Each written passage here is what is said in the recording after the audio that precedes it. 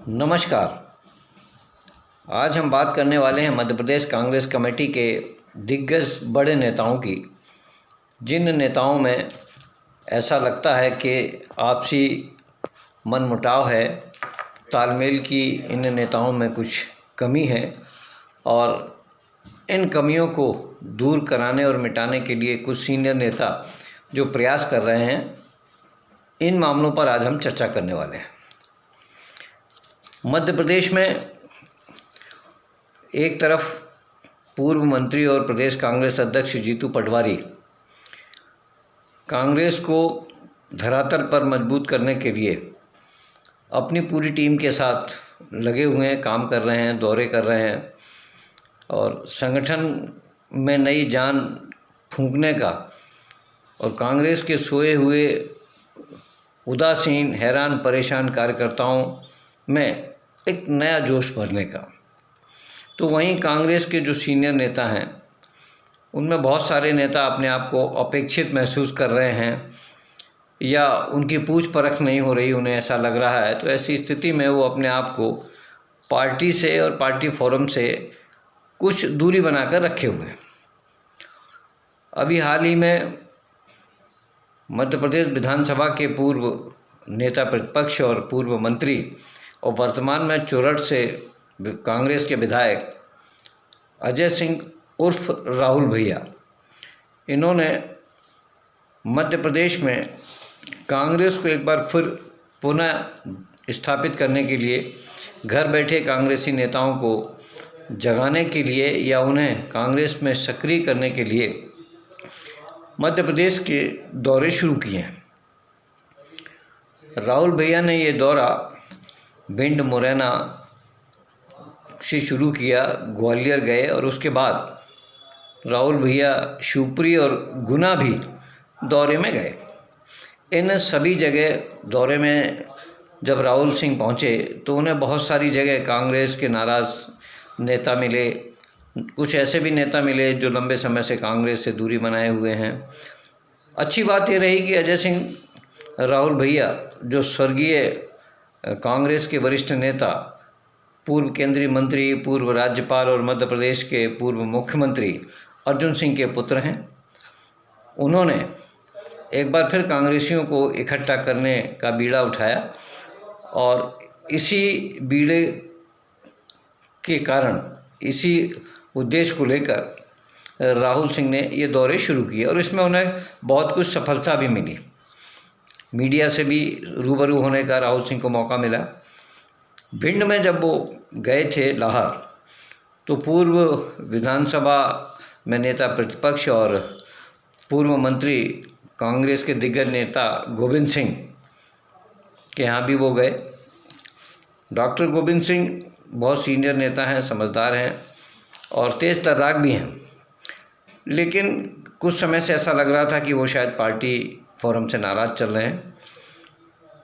तो राहुल सिंह ने उनसे बात की और उन्हें भोपाल आमंत्रित किया और भोपाल में गोविंद सिंह जी, जीतू पटवारी जो प्रदेश अध्यक्ष हैं और राहुल सिंह और उनके साथ एक दो और विधायक, एक दो सीनियर नेता, ये सभी राहुल सिंह के बंगले पर मिले और इन्होंने बैठकर संगठन को मजबूत बनाने, संगठन में जो कमियां हैं उनको दूर करने और संगठन में जो नियुक्तियां हुई हैं, पदस्थापनाएं जो की गई हैं, उन पर लेकर गंभीर मंथन किया और आगे की कार्य योजना पर भी विचार किया।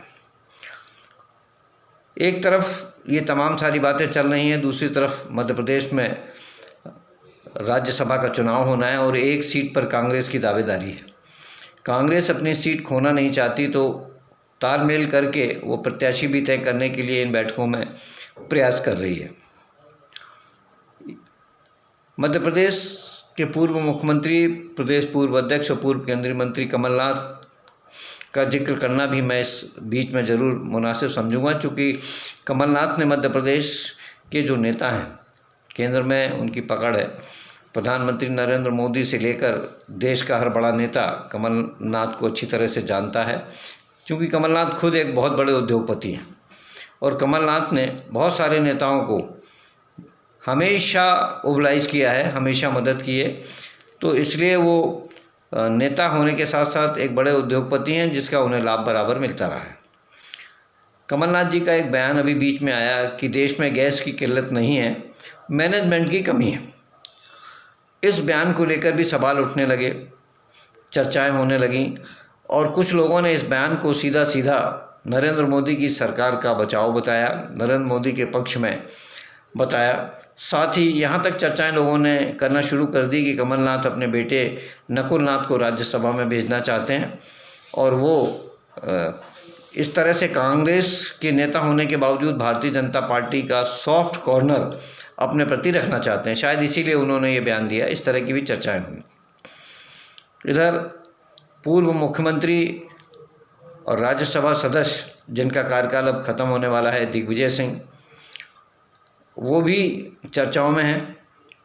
कुछ लोगों का कहना है कि दिग्विजय सिंह जानबूझकर राज्यसभा में नहीं जाना चाहते। उन्हें इस बात का डर है कि कहीं ऐसा ना हो कि मध्य प्रदेश कांग्रेस के कुछ विधायक बिक जाएं, मतदान करने ना आएँ और ऐसी स्थिति में यदि वो पार्टी के प्रत्याशी बनते हैं और चुनाव हार जाते हैं तो राजनीति के इस अंतिम पड़ाव पर उन्हें एक हार का सामना और करना पड़ सकता है।